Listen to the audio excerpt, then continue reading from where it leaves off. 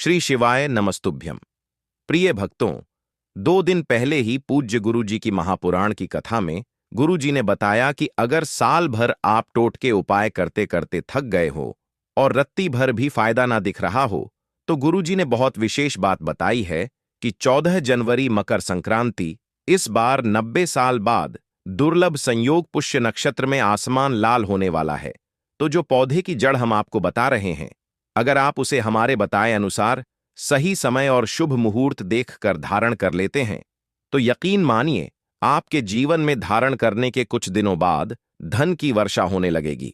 फिर आपके जीवन में आपको उन्नति करने से कोई नहीं रोक पाएगा। आपकी हर मनोकामना होगी, पूरी खुशियों से भर जाएगा। आपका घर आपका भाग्य होगा 7वें आसमान पर। इसलिए यह वीडियो आप अपने और अपने पूरे परिवार के फायदे के लिए अवश्य देखिएगा। भक्तों, हिंदू पंचांग के अनुसार इस साल मकर संक्रांति 14 जनवरी 2025 को माघ मास कृष्ण पक्ष प्रतिपदा तिथि पर मंगलवार के दिन है और इस दिन पुष्य नक्षत्र का संयोग भी बन रहा है, जिससे मकर संक्रांति का महत्व और भी बढ़ गया है। और अगर आप इस 14 जनवरी को पड़ रही मकर संक्रांति, जो कि साल का पहला महापर्व है, हमारे बताए हुए पौधे की जड़ को धारण कर लेंगे, तो इसी से आपका बेड़ा पार हो जाएगा। तीनों ब्रह्मा विष्णु महेश का आपको आशीर्वाद मिल जाएगा, क्योंकि इसकी जड़ों में जो है तीनों देव विष्णु ब्रह्मा महेश का वास माना गया है। कुल मिलाकर इसमें पूरी सृष्टि समाई हुई मानी जाती है। भक्तों, देखो, बात ऐसी है कि हमारा काम तो है सलाह देने का। हम तो केवल सलाह ही दे सकते हैं। इसको मानना ना मानना आपकी मर्जी, लेकिन एक बात जरूर कहेंगे कि अगर मान लोगे तो हमें जिंदगी भर याद करोगे। भक्तों, ज्योतिष मान्यताओं के अनुसार इस मकर संक्रांति पर स्वयं भगवान विष्णु इस चमत्कारी पौधे पर विराजे रहेंगे, जिसकी चर्चा आगे हम इस वीडियो में करने जा रहे हैं। और अगर आप इसकी जड़ को हमारे बताए अनुसार बिना अपनी बुद्धि चलाए इसको धारण कर लेंगे, तो इसी से आपका बेड़ा पार हो जाएगा।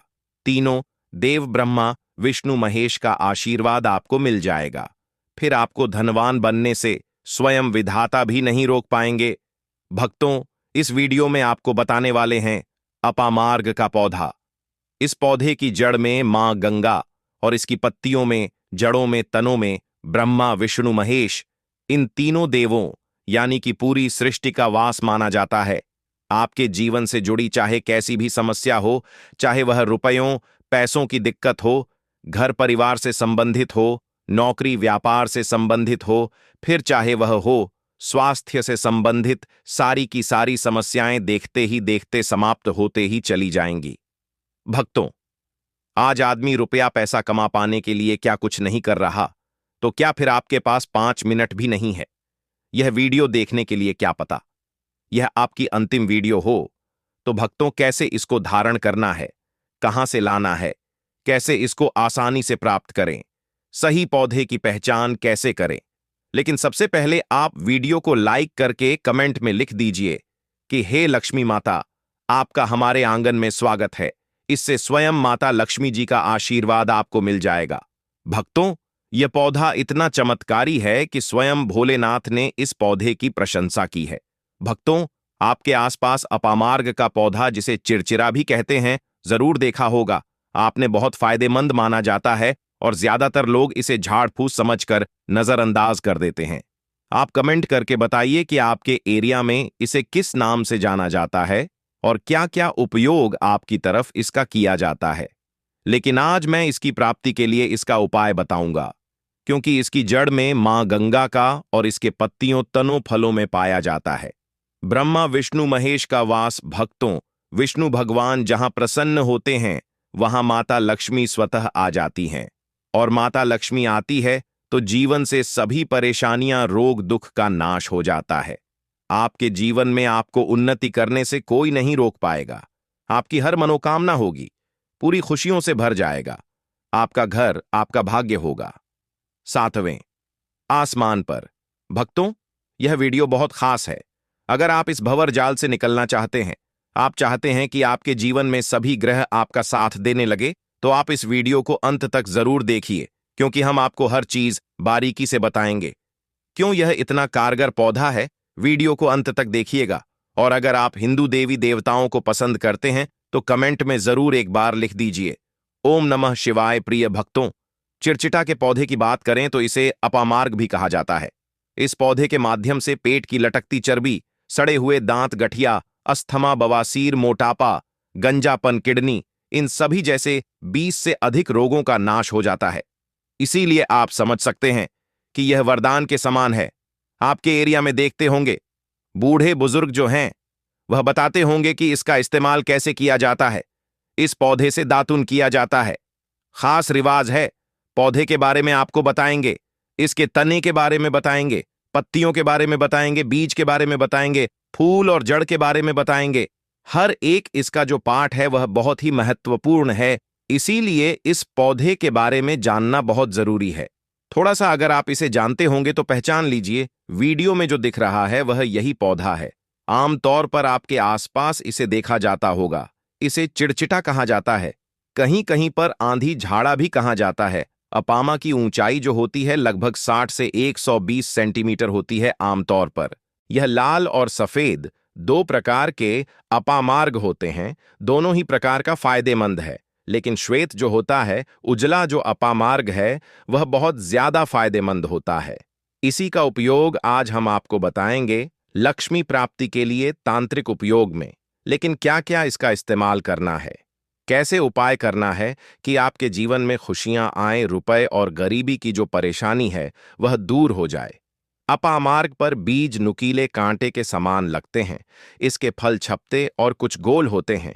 दोनों प्रकार के अपामार्ग के गुणों में समानता होती है। फिर भी सफेद अपामार्ग, जैसा कि हमने बताया, वह श्रेष्ठ होता है।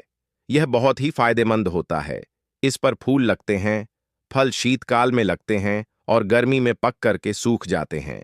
इनमें से चावल के दानों के बराबर ही बीज निकलते हैं। इसका पौधा वर्षा अर्थु में पैदा होकर के गर्मी में सूख जाता है। अब यह बहुत ही आसानी से आपको मिल जाएगा क्योंकि सर्दियां आ रही हैं।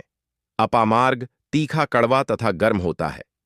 यह पाचन शक्तिवर्धक, दस्त लाने वाला, रुचि का दर्द निवारक, विष, कृमि पत्थरी का नाश करने वाला, खून को साफ करने वाला, बुखार को दूर करने वाला, श्वास रोग हो तो उसका नाश करने वाला, भूख को नियंत्रित करने वाला होता है। इसीलिए कहा जाता है कि इस पर सभी देवी देवताओं का वास माना जाता है। और सबसे जो मुख्य देवता हैं, हमारे ब्रह्मा, विष्णु, महेश, इनका वास माना जाता है। चलिए थोड़ा सा इसको आयुर्वेद के रूप में पहले जान लेते हैं कि इसके क्या क्या फायदे हैं। हमारे आयुर्वेद शास्त्र पढ़ेंगे, उसमें मिलेगा आपको यह। और हम ये जानकारी कोई भी आपको अपनी तरफ से नहीं दे रहे हैं भक्तों, यह शास्त्रों में वर्णित जानकारी दे रहे हैं। भक्तों, अब बात करते हैं कि आपके जीवन में अगर परेशानियां हैं, धन की दिक्कत है, तो वह कैसे दूर होगी। लेकिन सबसे पहले बीमारियों को दूर करने के बारे में जान लीजिए। और हम सत्य कहते हैं कि इसमें से कोई ना कोई उपयोग आपके आसपास के लोग भी जानते होंगे, आपके एरिया में भी किया जाता होगा। आपके जो बूढ़े बुजुर्ग होंगे वह जानते होंगे इस पौधे का उपयोग कैसे किया जाता है। और तो और हम आपको शुरू से ही बता रहे हैं कि इस पर सभी देवताओं का निवास होता है। अगर शनि की साढ़े साथी से परेशान है तो भी वह दूर हो जाता है। भक्तों, आप जानते होंगे कि शनि की साढ़े साथी जिस पर हो जाती है उसके जीवन में कभी सफलता नहीं आती है। उसको बहुत दिक्कतों का सामना करना पड़ता है, मुश्किलों का सामना करना पड़ता है। तो यह शनि की साढ़े साथी को भी मिटा दे, क्योंकि इस पर ब्रह्मा, विष्णु, महेश का वास पाया जाता है। इसीलिए यह बहुत ही शक्तिशाली पौधा है। कहा जाता है कि समुद्र मंथन के बाद जब देव देवता और दानवों में युद्ध चल रहा था, उस समय पर जो अमृत की कुछ बूंदें धरती पर गिरी, वह बूंदें इसी पौधे पर गिरी। इसीलिए यह अमृत के समान फायदेमंद है। अब बात करते हैं हम आपके लिए कि इसका कौन सा वह तांत्रिक प्रयोग है जो मकर संक्रांति के दिन आपके जीवन को बदल करके रख देगा। तो क्या करना है, आपको अपामार्ग लाना है। सबसे पहले तो अपामार्ग को जड़ से पूरा उखाड़ लेना है। ध्यान रखिए क्या करना है, अपामार्ग को जड़ से पूरा उखाड़ करना है। इसके बाद इसको सुखा देना है। जी हाँ दोस्तों, इसको सुखा देना है। सूख जाने के बाद क्या करना है, आपको इसको जला लेना है। जला करके इसकी जो राख बनेगी उसे लाल कपड़े में बांधना है। क्या क्या सुखाना है, आप ध्यान रखिएगा, इसमें जो फल लगा हुआ हो वह फल भी उसी में हो, पत्तियां हो, जड़ हो, पूरी की पूरी जड़ होनी चाहिए। जड़ को थोड़ा सा हरा काट लीजिएगा। जब हरा रहे, सूखे ना, तभी ही काट लीजिए, उसको जलाए। वो थोड़ा सा अलग से रख लीजिएगा। इसके बाद इसको पूरा जला दीजिएगा। जलाने के बाद उस राख को क्या करना है, आपको लाल कपड़े में बांध लेना है और उसमें एक जो कौड़ी होती है, जो माता लक्ष्मी के लिए कौड़ी बहुत ही शुभ मानी जाती है, उसको रख दीजिएगा। अब इस लाल कपड़े में आपको गांठ बांध देनी है और इसको ले जाकर के एक लोटे में भरना है। अगर तांबे का छोटा लोटा है तो अच्छी बात है, नहीं तो मिट्टी के लोटे में आप इसको भर दीजिएगा और उसको लाल कपड़े से ढक दीजिएगा। लाल कपड़े से ही बांधना, इस बात का विशेष रूप से ध्यान रखिएगा।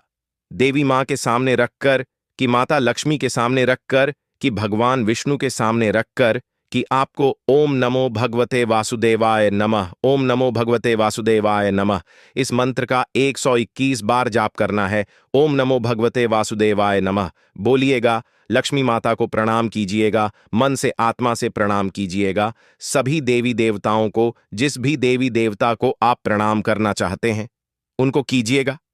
और कमेंट में उस देवी देवता का विशेष कृपा पाना चाहते हैं तो नाम लिख दीजिए।